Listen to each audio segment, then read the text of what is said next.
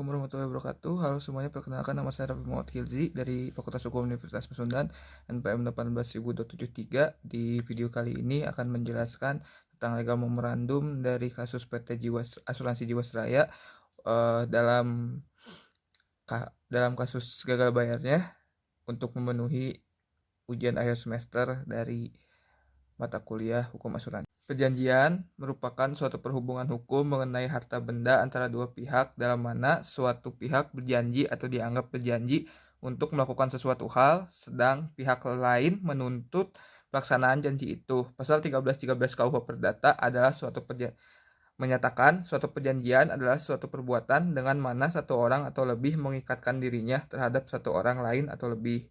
Salah satu bentuk perjanjian yang ada di Indonesia adalah asuransi. Asuransi merupakan perjanjian antara kedua belah pihak, yaitu pihak penanggung serta pihak tertanggung. Perjanjian ini merupakan perjanjian pengalihan risiko yang dialami oleh tertanggung dengan membayarkan sejumlah premi, maka risiko tersebut dapat dialihkan kepada pihak penanggung. Risiko yang dapat dialihkan berupa kecelakaan, bencana alam, bahkan sampai dengan kematian tergantung mengenai objek perjanjiannya.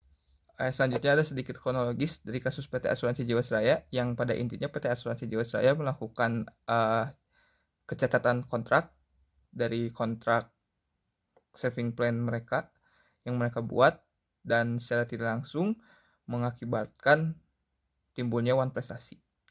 Selanjutnya, karena kasus tersebut timbul beberapa asumsi, yaitu bahwa telah dilakukan perbuatan prestasi oleh PT Asuransi Jiwasraya kepada para nasabahnya atas program asuransi bernama Saving Plan, juga telah melanggar asas dan prinsip kekuatan mengikat dari perjanjian.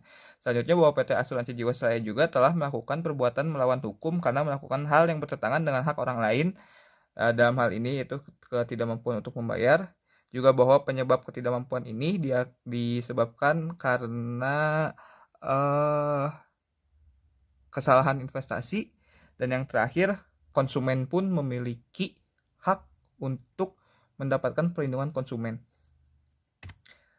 Lalu ada langsung saja ke analisis dari dasar hukuman prestasinya, yaitu kasus gagal bayar perusahaan asuransi yang terjadi pada PT Asuransi Jiwasraya dapat dikategorikan sebagai perbuatan wan prestasi yang diatur di dalam pasal 1243 Kitab Undang-Undang Hukum Perdata atau KUH Perdata yang berbunyi penggantian biaya, kerugian, dan bunga karena tak dipenuhinya suatu perikatan mulai diwajibkan bila debitur walaupun telah dinyatakan lalai, tetap lalai untuk memenuhi perikatan itu, atau jika sesuatu yang harus diberikan atau dilakukannya hanya dapat diberikan atau dilakukannya dalam waktu yang melampaui waktu yang telah ditentukan. Lalu ada 3 unsur dari wan prestasi. Yang pertama, adanya perjanjian oleh para pihak. Kedua, ada pihak melanggar atau tidak melaksanakan isi perjanjian yang sudah disepakati. Dan yang terakhir adalah sudah dinyatakan lalai tapi tetap juga tidak mau melaksanakan isi dari perjanjian tersebut. Lalu analisis hukum kedua yaitu analisis dasar hukum dari perlindungan konsumen. Perlindungan konsumen diatur dalam Undang-Undang Nomor 8 Tahun 1999 tentang perlindungan konsumen. Bahkan khusus untuk perlindungan konsumen sektor jasa keuangan, OJK telah menerbitkan POJK nomor 1 POJK 0 garing POJK titik 07 garing 2013 tentang perlindungan konsumen sektor jasa keuangan dan POJK nomor 18 garing POJK titik 07 garing 2018 tentang layanan pengaduan konsumen di sektor jasa keuangan. Dalam POJK nomor 1 garing POJK titik 07 garing 2013 pasal 39 ayat 1 disebutkan bahwa dalam hal tidak mencapai kesepakatan penyelesaian pengaduan, konsumen dapat melakukan penyelesaian sengketa di luar pengadilan atau melalui pengadilan. Dalam pasal 41 disebutkan pemberian fasilitas penyelesaian pengaduan konsumen oleh OJK dilakukan terhadap pengaduan yang berindikasi sengketa di sektor jasa keuangan. Selanjutnya ada analisis dari dasar hukum PKPU. Pasal 223 Undang-Undang PKPU dan Kepahilitan menyatakan dalam hal debitor adalah bank, perusahaan efek bursa, perusahaan efek, bursa efek, lembaga clearing dan penjaminan, lembaga penyimpanan dan penyelesaian perusahaan asuransi, perusahaan reasuransi, dana pensiun, dan badan usaha milik negara yang bergerak di bidang kepentingan publik, maka yang dapat mengajukan permohonan penundaan kewajiban pembayaran hutang adalah lembaga sebagaimana dimaksud dalam pasal 2 ayat 3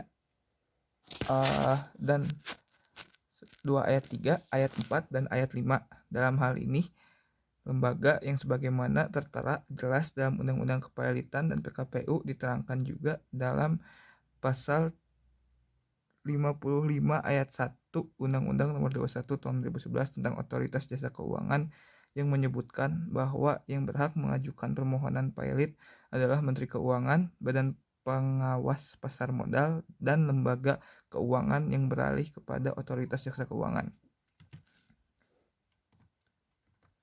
Selanjutnya adalah analisis dari dasar hukum asuransi.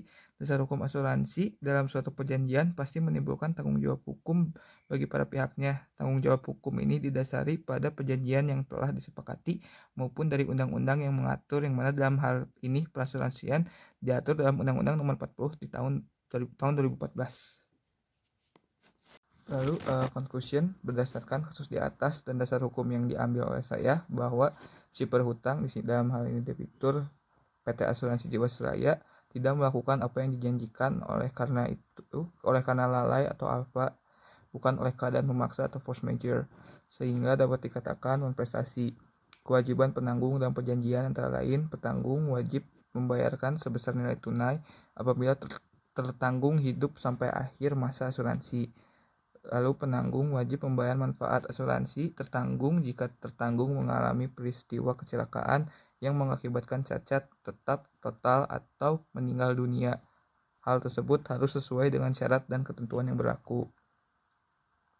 Selanjutnya, bentuk tanggung jawab hukum PT Asuransi Jiwasraya terhadap pemegang polis pada saat perusahaan melakukan non-prestasi ketidakmampuan PT Asuransi Jiwasraya dalam memenuhi kewajiban dapat dikatakan perbuatan non-prestasi dan termasuk pelanggaran dari Undang-Undang Nomor 40 Tahun 2014 Pasal 31 Ayat 3 yang menjelaskan bahwa perusahaan asuransi wajib menangani klaim dan keluhan melalui proses yang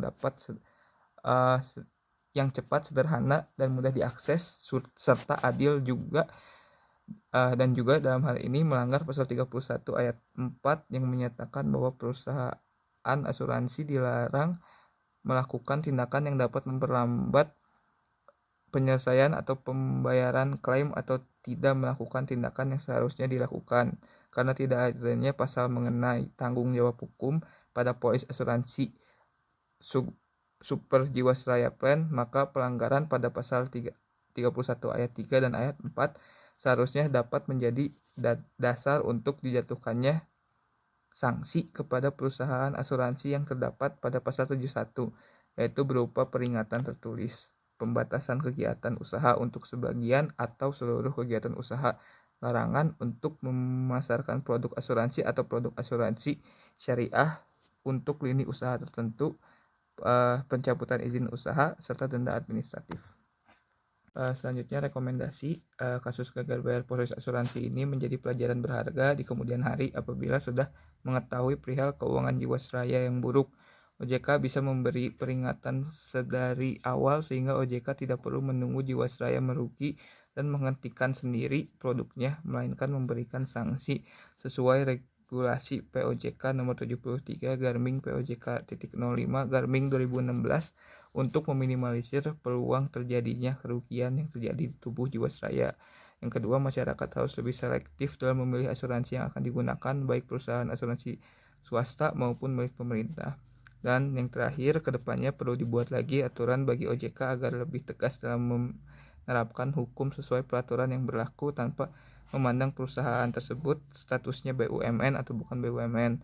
Karena alasan OJK tidak memberikan sanksi yang tegas dengan alasan apabila Jiwasraya ditutup atau lain usahanya dicabut akan menimbulkan huru-hara, khususnya menyangkut regulasi bahan usaha milik negara, BUMN, dan pemerintah tidaklah relevan dan tidak menjunjung dasar keadilan.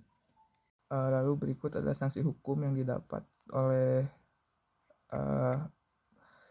pelaku atau PT Asuransi Jiwasraya. Nah, ini ada pasal-pasal yang digunakan dalam legal memorandum ini. Dan akhir kata, terima kasih. Mohon maaf atas banyak kekurangannya. Dan wassalamualaikum warahmatullahi wabarakatuh.